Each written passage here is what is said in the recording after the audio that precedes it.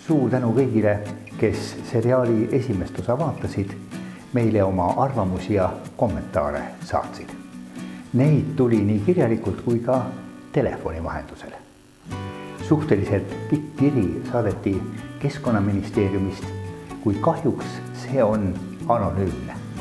Loodame, et edaspidi leidub ministeeriumis kas või üks julge ametnik, kes oma arvamust avaldades ka nime alla paneb.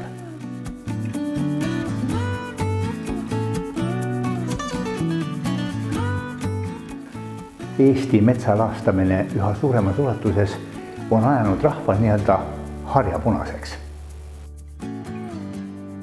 Seda kinnitavad meeleavaldused Toompeal ja mujal Eestis.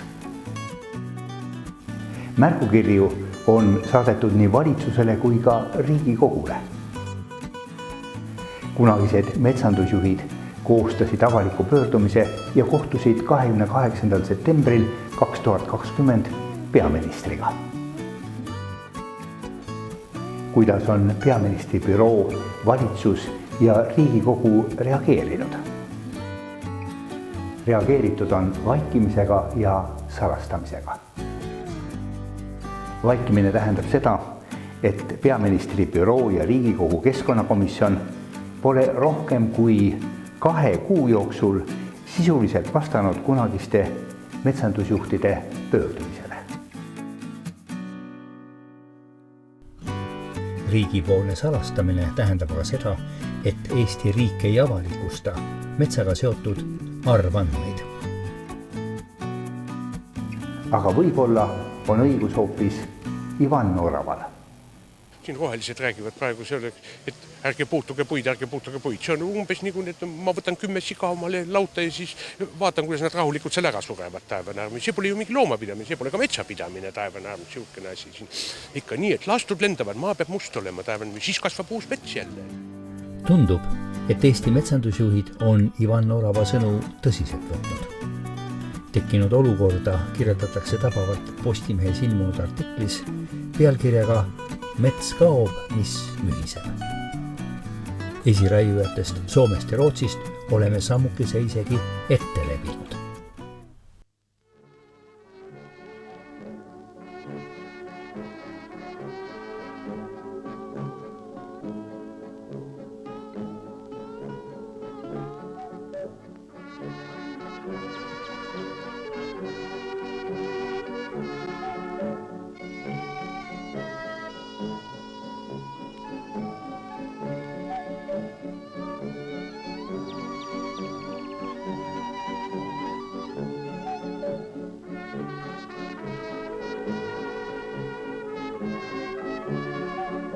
Mets mühiseb ja käegu kukub raal, asaljendab ja lilled õitsvad seal. Mänd kiigutab siis oma võimsad pead, on meeles tal kõik muistsed õnnead. Miks peaministri büroo ja Riigikogu vaikivad? Mida arvab metsameeleavaldustest Eesti Metsaliidu kauaaegne president Kaupo Ilmet? Miks on mõned metsamaad Saaremaal, Sõrve poolsaarel lausa kiilaks pühatud? Kuidas kommenteerivad lageraiete mõju elusloodusele ornitoloog Jüri Keskpaik ja Luua metsanduskooli kauaaegne õppejõud Vello Kepart? Millest rääkisid üleriigilisel metsameeleavaldusel Sven Valler ja Aleksander Sinimäe?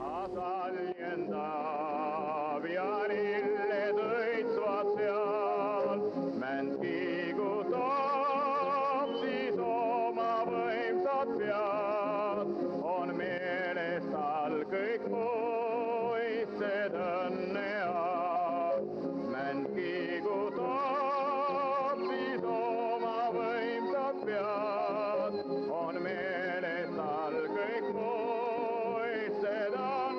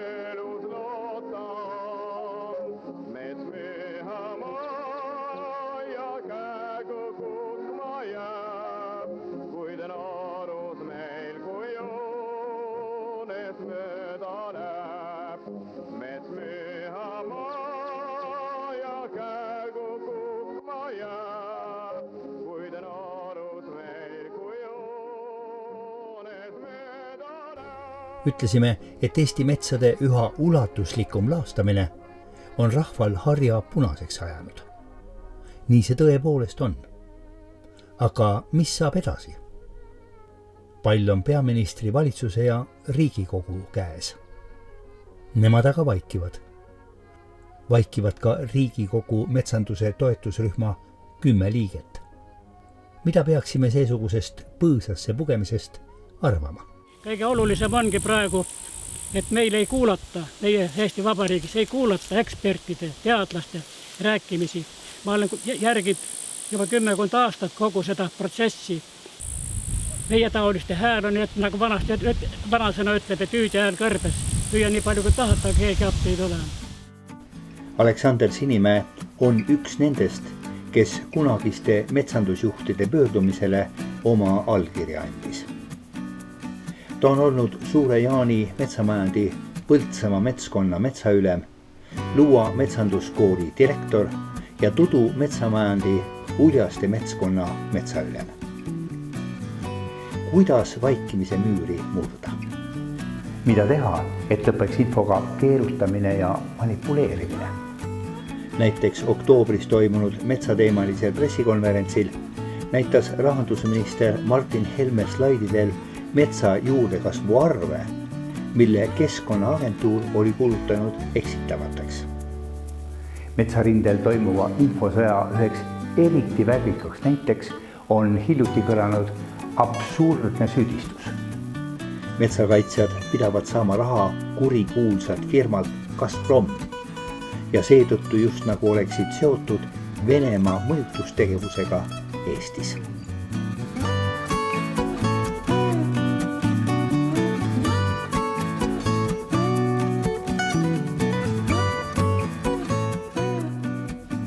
Eesti riik kinnitab, et praegune metsamajandamine on jätkusuutlik. Kui see nii on, siis miks ei lõpetata manipuleerimist metsa kohta käiva infoga? Kuid kas Eesti praegune metsamajandamine ikkagi on jätkusuutlik? Kui see nii oleks, siis miks protesteerivad inimesed näiteks Riigimetsa Majandamise Keskuse tegevuse vastu Harjumaal, Pärnumaal ja mujal? Miks kogunevad näiteks Kose Aleviku elanikud juba teab mitmendat korda piike murdma Riigimetsa Majandamise Keskuse esindajatega? Kas üle 1000 allkirja nagu ei olnud siis piisav nagu sõnum, et siia lageraid ei soovita, nagu et kogukond ei soovi ja lageraid? Saate aru? Et pole mõtet tulla nende projektidega siia jälle, kus on täpselt sama teema, kus me nagu aasta tagasi olime. Me oleme täpselt samas punktis tagasi. Saad aru, et see on selline väärtus, mida sa ei saa panna numbritesse, Exceli tabelisse, aga see miljööväärtus, see on kohalike väärtus, see mets peab jääma ja see mets jääb ja te ei tule siia lagedaks seda raiuma. Punkt. Te võite siin rääkida mida tahes. Riigikogulane ja Riigimetsa Majandamise Keskuse nõukogu liige Peeter Ernits hindas olukorra Eestis nõndanimetatud KAH-aladega järgmiselt. Olukord on ülitõsine Eestis. Ülitõsine. Sel neljapäeval, 16. arutab RMK nõukogu auditikomitee ettepanekut KAH-alade ja loodusväärtuslike alade drastilisest vähendamisest. Rohkem ma rääkida ei saa. Et metsal on peale puiduväärtuse, mis on muidugi väga õige, on olemas ka veel teised väärtused ja üks on siis selle inimese hinge hoidmine. Ja me oleme harjunud ära üle 300, et meil kogu aeg on teede ääred, on meil metsad, meil on kujunenud välja pisikesed raielangid, on olemas taastamisraied ja sanitaarid ja nii edasi, ja millega me hoidsime selle metsa korras. Pärast Kaupo Ilmetiga kohtumist läksime Luua metsanduskoolis palju aastaid õppejõuna töötanud Vello Kepartiga Jõgevamaal lageraietega laastatud metsi vaatama. Meie ees avanenud vaatepilti kommenteerides ütles Vello. Ja põhimõtteliselt paljud liigid levivad võib-olla sajandiga. Jõuaksid nad võib-olla teise langi serva, aga kui lank on üle hektari suur või üle 30 meetri lai, siis ta lihtsalt ei jõua sinna. Ja tuhandete aastatega pärast jääaega nad asustasid Eesti maastikku. Tuhandete aastatega. Ja nüüd me tahame, et lank tuleb ju poole sajandiga või sajandi pärast uuesti. Selle ajaga nad ei ole jõudnud asustada. Metsaliigid lihtsalt kaovad. Et kui on tegemist väikeste lankidega, kitsaste lankidega, siis elurikkus säilib. Kui on aga tegemist suuremate lankidega, siis metsataimestik paratamatult hävib. Jõgevamaal Kaarepere kandis ringi sõites nägime metsateede ääres lageraielanke, mille pikkust võis mõõta koguni kilomeetrites. Paljud metsaliigid ei suuda levida siin. Nad lihtsalt hävivad selles kohas. Valusalt torkas silma ka raskete masinate poolt segi pööratud metsamaa.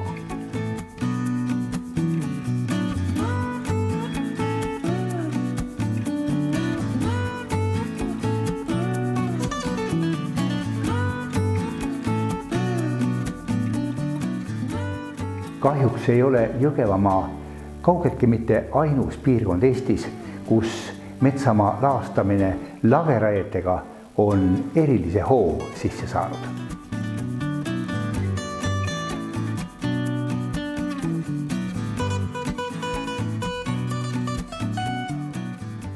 Korraldasime 21. novembril tuuri Saaremaale.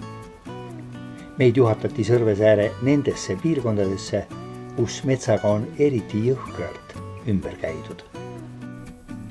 Asjatundjate hinnangul on metsakasvatuslikult siin peaaegu kõik asjad valesti läinud.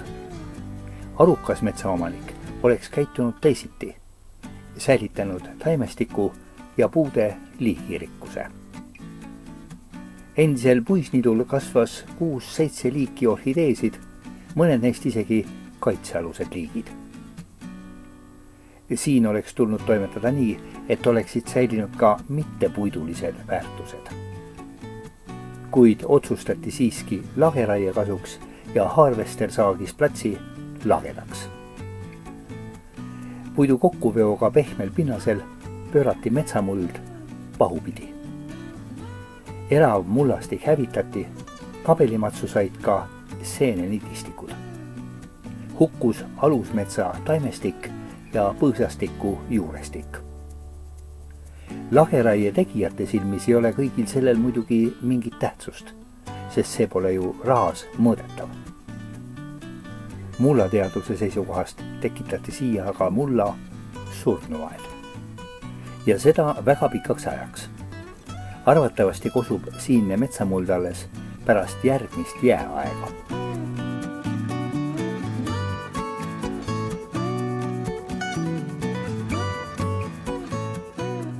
Metsaelanike jaoks tähendab lageraie totaalset katastroofi. Nende silmis on see midagi tuumapommi plahvatuse sarnast. Ja just seda pärast lageraiet ja metsa kokkuvedu maha jäänud maatükk meenutabki. Kahjuks toimus siin lageraie kevadel 2020. Maa oli vett täis ja metsaelu jälle ärkamas. Igal juhul oleks tulnud oodata kuivemat või külmemat aega. Metsamaa segi pööramist soodustas ka asjaolu, et metsaveo teed olid üksteisele liiga lähedal, kohati isegi vähem kui 10 meetri kaugusel. Eeskiri nõuab vahekaugust vähemalt 15 meetri jagu. Kahjuks pole kasvama jäetud seemnepuude tulevik eriti roosiline. Metsaveo traktor oli sõitnud üle puude juurte. Palkide kokkuveoteed on olnud puudele niivõrd lähedal, et seemnepuude juured on saanud viga, need on läbi lõigatud. Esimese suure tuulega kukuvad seemnepuud kindla peale ümber. Pole kasu sellestki, kui ka mõni püsti jääb.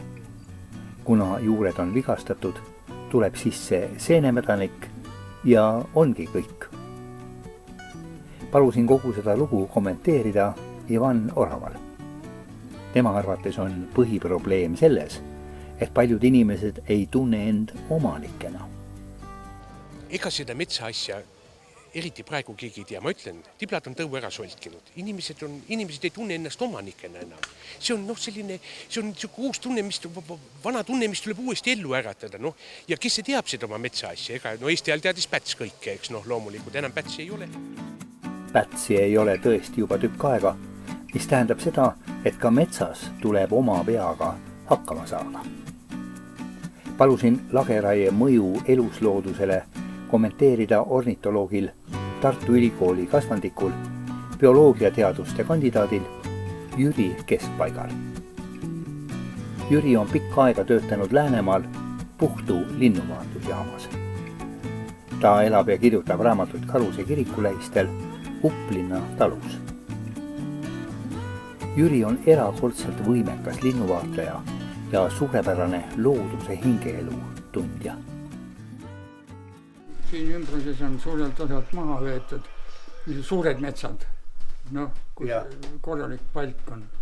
Ja selle tõttu näiteks, mul oli siin ümber vist oli 11 tiireviupesa, aga nüüd ma ei näe seda liiki enam, kuna ei ole, puid ei ole.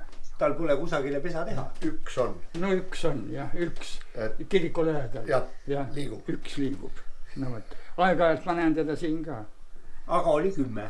Aga oli 10, kes on kadunud ja kanakulli oli ka siin, nad vaheldumisi pehitsid, mitu paari oli ümbruses. Seda ma enam ei näe. Ja sellel aastal enam ei ole raudkulli näiteks. Ei olnud. Varem oli raudkull kogu aeg mul siin maja taga. Siin on ka tehtud harvesteriga, on töötatud ja harvester võtab nii korralikult ära. Ma mõõtsin aega, 2 minutiga on korralik suur kask palgina harvesteri kõrval, 2 minutiga palgina. Tähendab, see jõudlus on tal tohutu ja mehed töötavad ka öö läbi sisuliselt. Ja esimene kord, kui siia maikuus tuli, see puud olid lehes ja mina jäin haigeks, sest mets hakkas oigama. Ma võtan metsa vaimu läbi vastu metsa, eks ju. Ja ma olin tõsiselt haige ja pärast seda siis nugised olid sassid oma eluga ja võtsid must rähnid ära kohe koopast. Kogu mets läks sellel ajal läks nagu elurütm läks käest ära. Täielikult ja kadusid peitsuspaigad ja siin ümber on nüüd ainult õredad. Kuule, seal Voosekandis on ka ju täiesti õrenud. Seal on puhtaks võetud, kui sa siit nüüd lähed. Ja siis on sirmu puhas. Seelurg ka sealt, jah. Nii seelu käib, ega sa kätt ette ei pane. Ja aga siiski metsade majandamise puhul võiks ikkagi saavutada olukorra, kus me teatud piirist rohkem ei raiu ja ikkagi anname ka loodusele võimaluse oma elu korraldada ja tagada selle, et tulevastel põlvedel oleks ka midagi metsast võtta. See on sarnane fosforiidisõjaga, ütleme niimoodi. Väga sarnane. Ja väga sellega, et inimesed peavad astuma vastu nendele hetketele, kus minnakse üle piiri. Üle piiri minnakse. Ja see, et suvel võetakse metsa maha, kus toimub elu, see on absurd. See on absurd. Ja saadakse puidu, vot siin on mul suvel võetud männi laud, põrandalaud. Ta on maltspuu ja selle tõttu ta on pehme, ta ei seisa. Suurem osa Eestis maha saetud metsast ei lähegi enam kasutusele palgina tarbepuuna. Näiteks korraliku palkmaja ehitamiseks Eesti metsades enam materjali võtta polegi.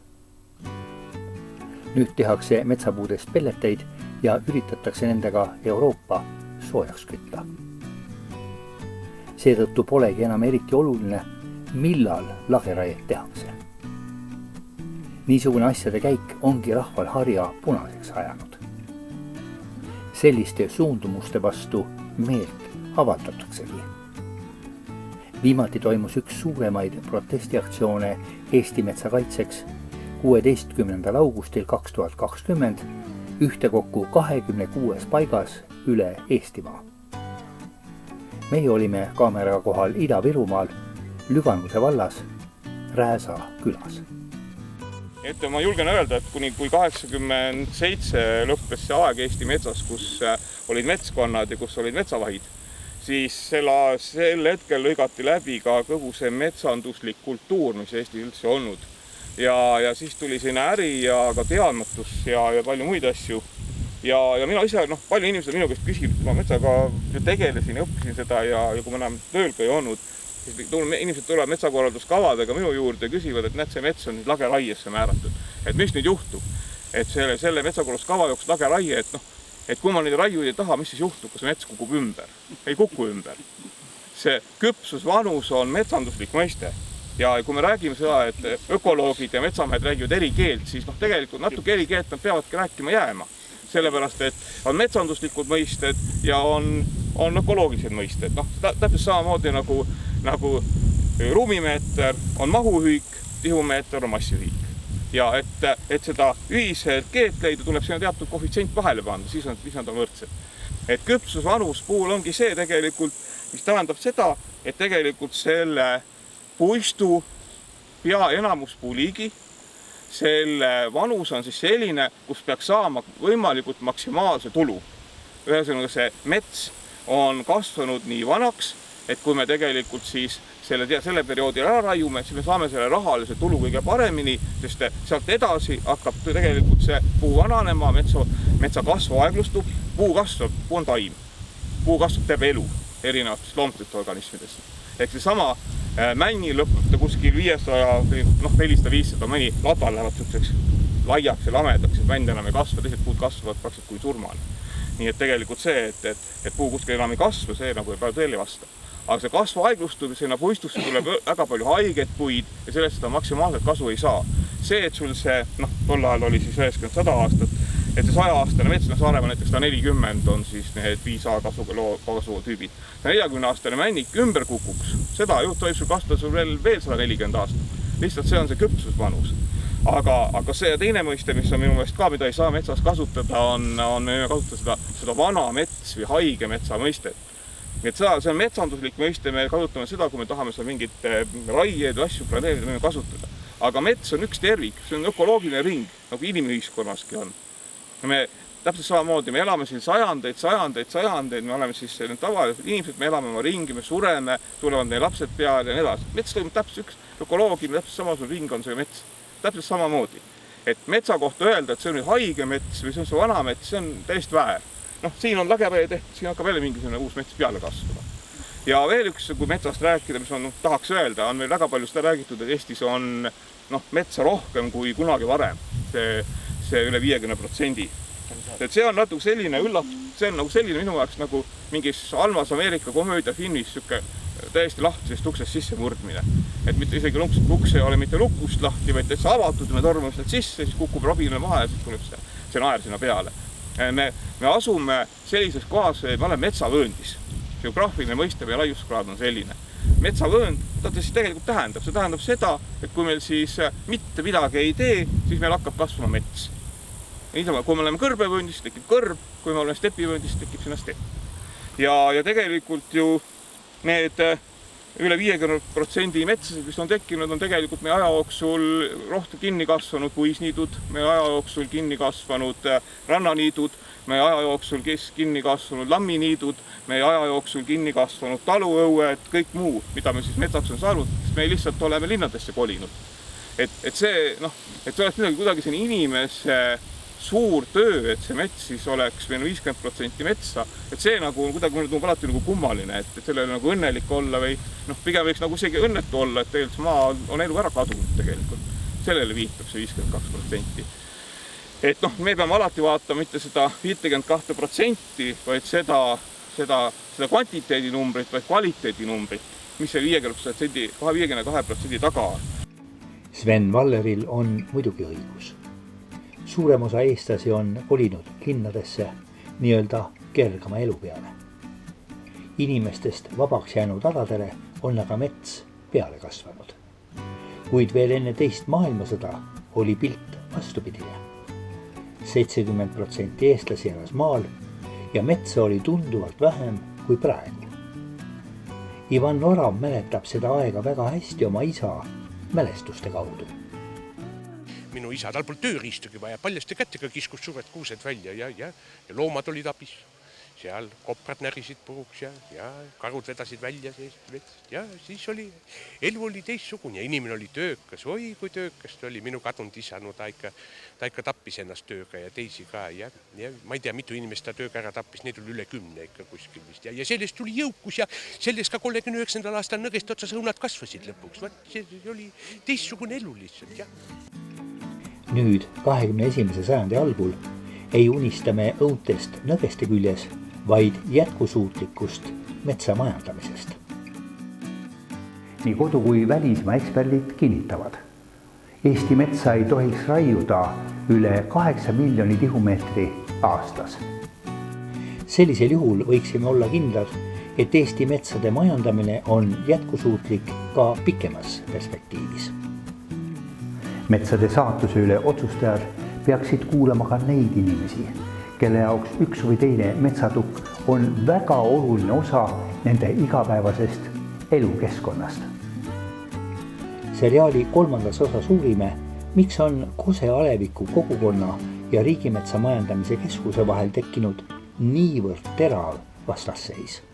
Kas üle 1000 allkirja nagu ei olnud siis piisav nagu sõnum, et siia lageraied ei soovita, nagu et kogukond ei soovi ja lageraied. Saate aru? Seriaali teise osa lõpetamiseks sobib võib-olla kõige paremini 4. detsembril avaldatud sõnum, milles öeldakse. Tallinna halduskohus rahuldas ikka Häädemeeste luitemetsa kaitseks välja antud kogukonna taotluse kohaldada esialgset õiguskaitset osaliselt ja peatas kõigi novembris väljastatud metsateatiste kehtivuse. Seega ei tohi Riigimetsa majandamise keskus raietöid nende haldusaktide alusel teha. Seriaali 3. osas jätkame jahti lageraietele üle kogu Eestimaa.